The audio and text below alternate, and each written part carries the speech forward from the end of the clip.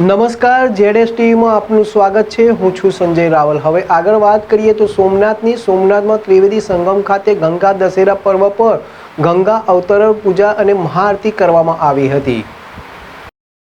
ગંગા અવતરણનું પાવન દ્રશ્ય સર્જવામાં આવ્યું હતું। કન્યાઓ દ્વારા પવિત્ર ગંગાજળથી શિવજીની પ્રતિમાનો અભિષેક કર્યો હતો। ગંગા માતાના અવતરણની પ્રાર્થના ગણવામાં આવતા ગંગા અષ્ટકમ સ્ત્રોતના પઠન સાથે બાલિકાઓએ શિવજીનો અભિષેક કર્યો હતો।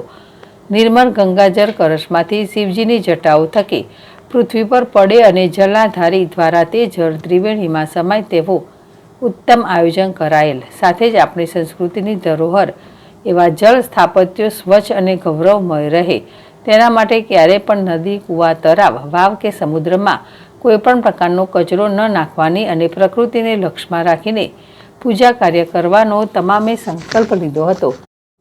ત્યારબાદ સાયં મહાઆરતી યોજાઈ હતી, જેમાં અલૌકિક ધૂપદીપ સાથે ત્રિવેણી સંગમ ગુંજી ઉઠ્યો હતો।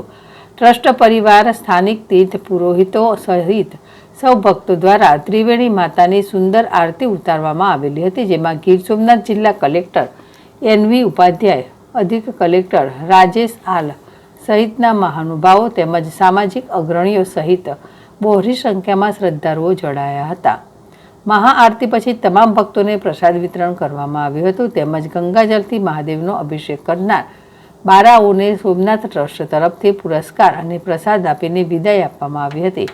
આ પ્રસંગે મોટી સંખ્યામાં સ્થાનિક તીર્થ પુરોહિતો, પરિવારો, ભક્તો આ ધાર્મિક આયોજનમાં બહોળી સંખ્યામાં જોડાયા હતા।